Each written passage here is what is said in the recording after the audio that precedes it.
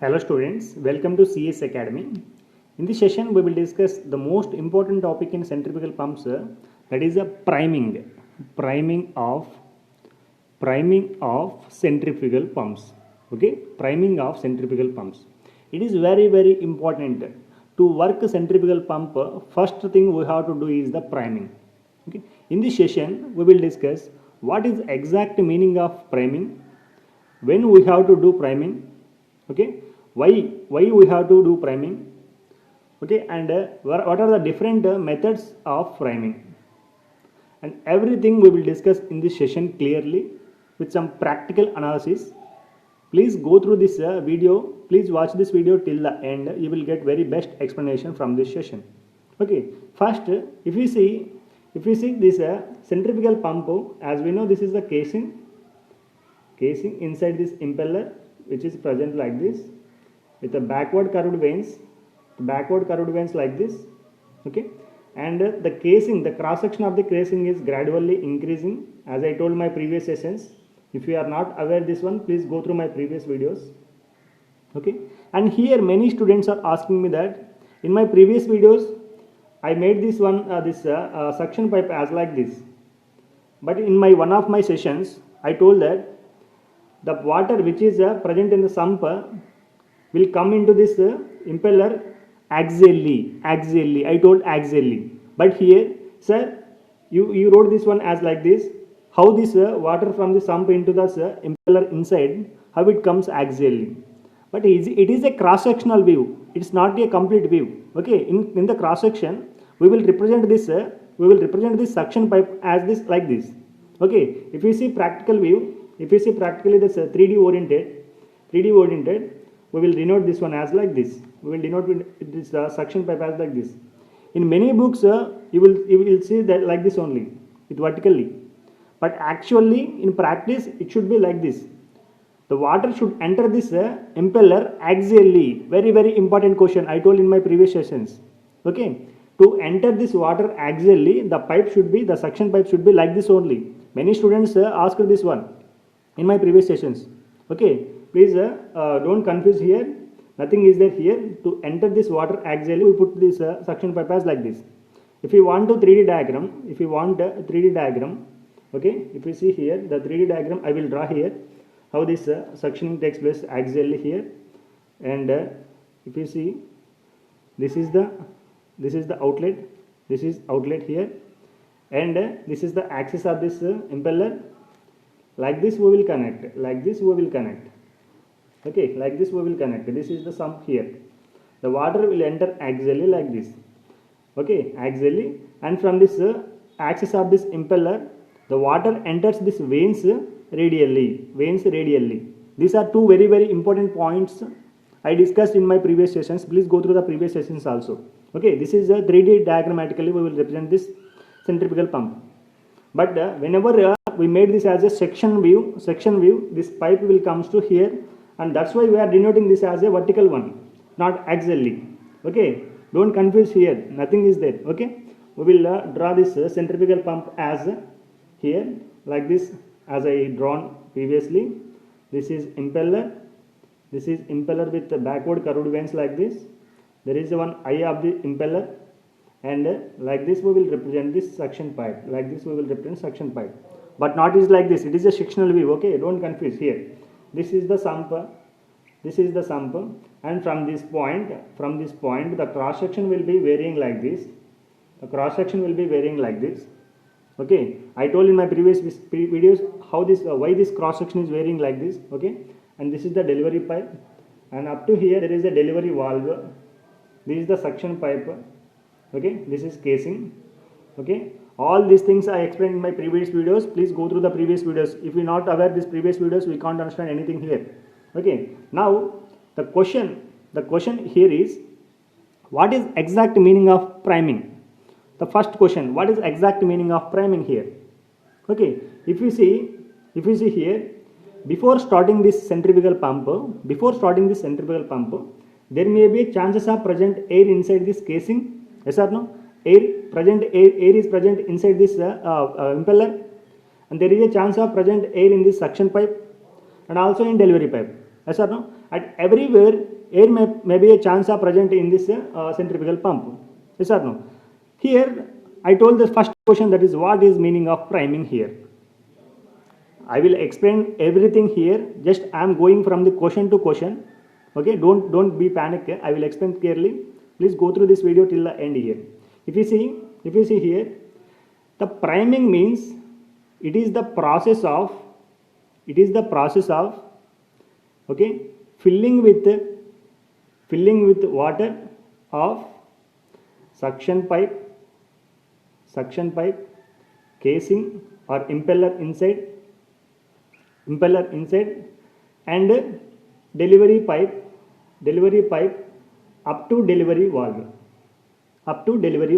Here, this is the process of filling up of water with externally of suction pipe. This is the suction pipe. We are filling with water, and casing or impeller inside like this up to delivery valve. Filling externally before starting this centrifugal pump. Is called priming.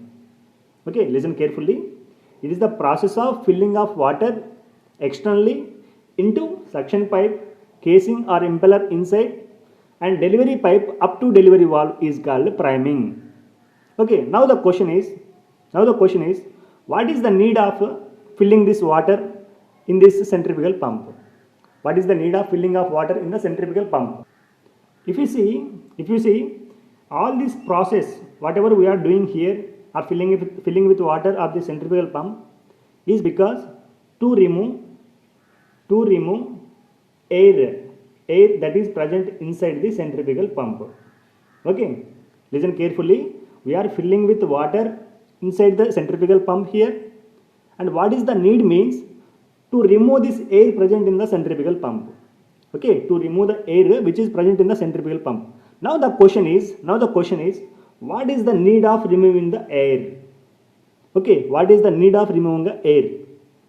And here if you see, here I told what is the exact meaning of priming here. And if you see the third question, why we have to remove the air?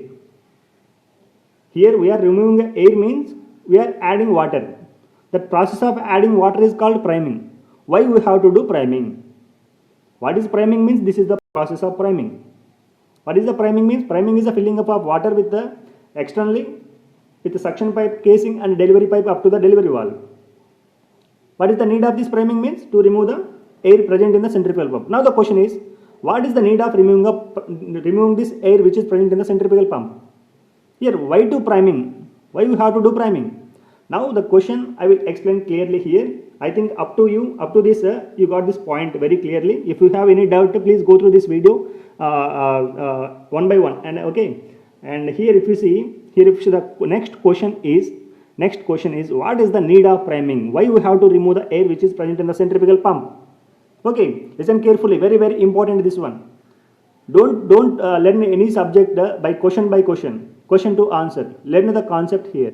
If you learn the concept, you will clearly write any exam with confidently. Even though they are asking different types of application oriented, you can also write if you learn the concept. If you learn a question and answers, you will not answer any question if they ask application oriented. So learn the subject here. Okay. Now the question is, why you have to do the priming? What is the need of priming here? The first question raised here is, if you see at the starting, if I not fill it with the water inside this centrifugal pump, let us consider there is no any water, only air is present inside this centrifugal pump. Let us consider air is present here. If I consider the pressure developed is nothing but of P is equal to rho g H.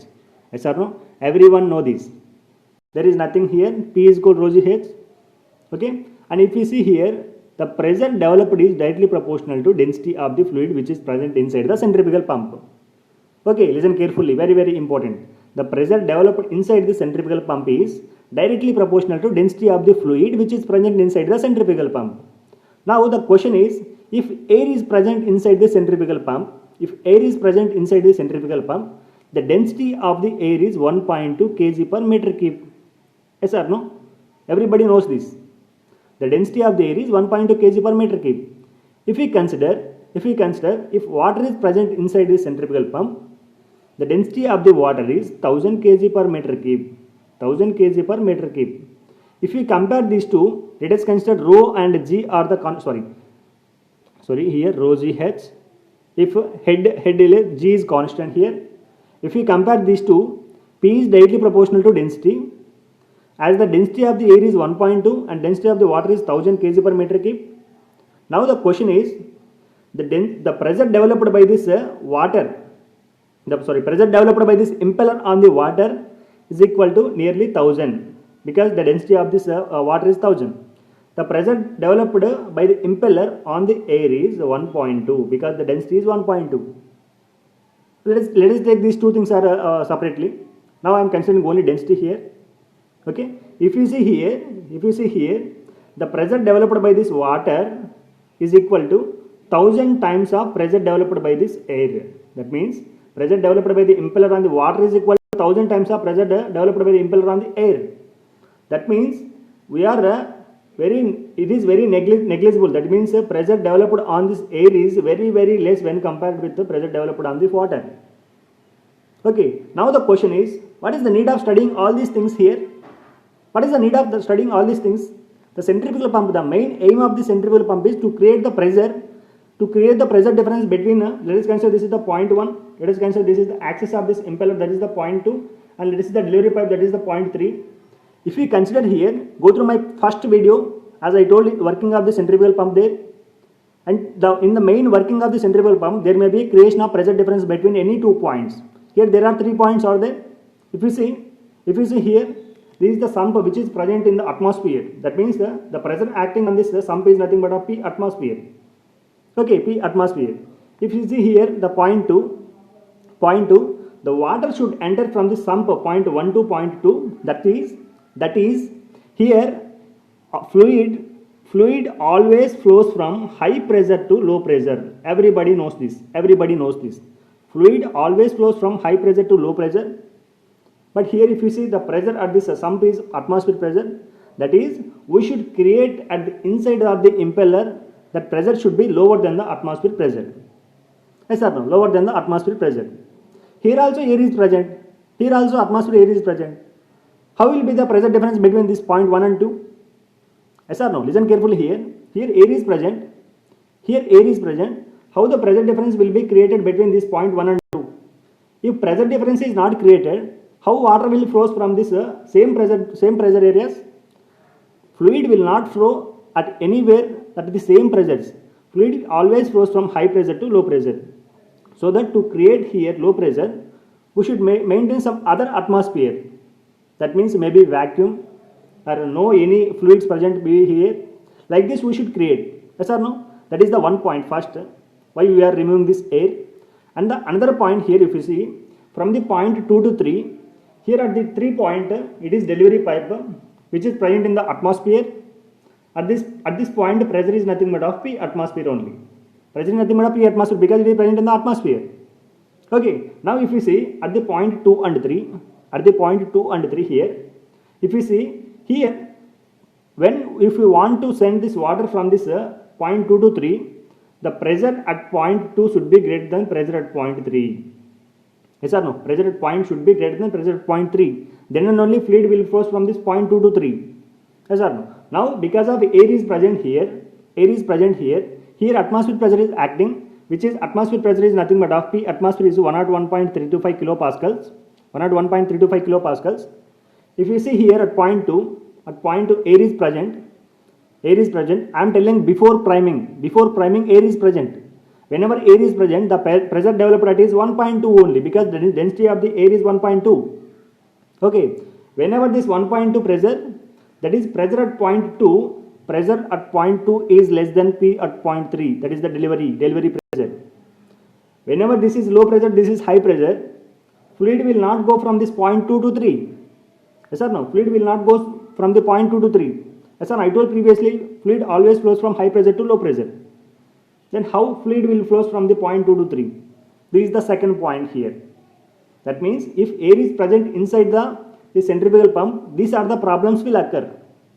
Okay, these are the problems will occur. If let us consider water is present here. Water is present here. I will tell now this question. Very important. Up to now I told that if air is present, what will happen? If air is present, what will happen inside the centrifugal pump? Now we will discuss if water is present inside the centrifugal pump, what will we do? Now this question is, if you see, let us consider water is present. The pressure developed by this water is, let us consider 1000. Let's consider 1000. Now the question is, if water is present, we are not creating any low pressure here. If air is present, we are not creating any low pressure. If water is present, how will we create a low pressure than this one? This is the question here. Many students asked me this question. Now I will tell you. I will let you know here. If we fill it with water, that means after priming, I am telling here. Okay, just you primed this centrifugal pump. Because of priming, we fill it with water entirely. Okay, once the water is present in this centrifugal pump, okay, if you switch on this centrifugal pump, that means you are supplying the power externally. Whenever there is a creation of this rotation, that means the kinetic energy, the total water which is present inside this impeller, because of this rotation with high velocity, okay, with high velocity it is rotating. Because of this rotation, the water will eject because of the centrifugal force. This is the centrifugal pump. Centrifugal force will always act from this center to outside. Listen carefully. Very important. Up to now, I didn't tell this point centrifugal force. Now I am telling because the situation demands here. Okay, if you see here from the center to outside with high velocity, fluid will eject. That means high tension is acting here because of this fluid is ejecting outside. As the fluid is ejecting outside, the total fluid which is present in this casing will eject into the casing inside. Which is present in this impeller, which eject into the casing. That means inside this impeller, there is no any fluid because just we separate here. The inlet of this sump is will not ejecting this fluid from this point 1 to 2. At the starting I am telling here. At the starting there is no any fluid inside this one. That means here there may be a chance of no any fluid. That means there is no any air because after priming, air will entirely escape from this inlet of the centrifugal pump to out because of we added the water here. Now, whenever water, because of the centrifugal pump, the water is ejecting at outside, inside of this casing, there is no any atmosphere here. That means there may be a chance of vacuum creation here. That means the pressure at point 2 is less than the atmosphere pressure because here atmosphere pressure. Because of these two pressure differences, the water will suck into this point 1 to 2. Water will suck into this because always fluid flows from high pressure to low pressure. Yes or no? Now the question is, if you see here, because of water present at this point 2, the pressure developed by this is 1000. Yes or no? Here atmosphere pressure. Here because of this cross section, as area is increasing, pressure is increasing. Okay, as area is increasing, pressure is increasing. Pressure developed at this point 2 is very high than this atmospheric pressure which is present at the point 3. So because of these two pressure differences, because of this point 2 pressure is greater than the point atmosphere, that is point 3. So fluid will flow from the point 2 to 3. So that is the reason why we are removing this air and why we are adding this water. Okay, if you not prime any centrifugal pump, because of air is present inside the centrifugal pump, you may not get any water, any output water, any head, you may not get anything. Okay, now the question is, if air is present, I think up to now you got the point here. If you don't understand, please go through again this video from the starting onwards. Okay, and in the description I will provide some links of previous videos. Please go through the videos. And if anybody wants the material for this total entire centrifugal pumps, I already provided in my Telegram group. If anybody not joined in Telegram group, I will provide the link. Please join there. If anybody wants personally, you can mail in comment box. I will provide the material. Okay, and my entire aim is I have to create more number of jobs in our sectors. Okay, if anybody wants anything, please contact me personally with mails. I will provide in the description. Okay, now here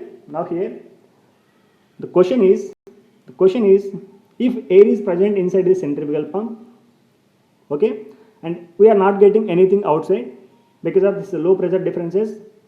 Okay, now the question is, we are supplying this external power to this impeller. That means here it is impeller is connected to shaft and it is connected to the prime mover. Okay, I told this one clearly in my previous video. And if you see, as a work done by impeller per unit weight, work done by the impeller per unit weight is nothing but of VW2 U2 by G. This is the formula as I explained in my previous video, and derivation I will explain in the next video. Okay, this is the VW2 U2 by G. This is the formula for work done by the impeller on the water per unit weight. Now the question is, this work done by the impeller, that means the impeller is independent upon the density of the fluid. Here there is no any density value here. Yes or no?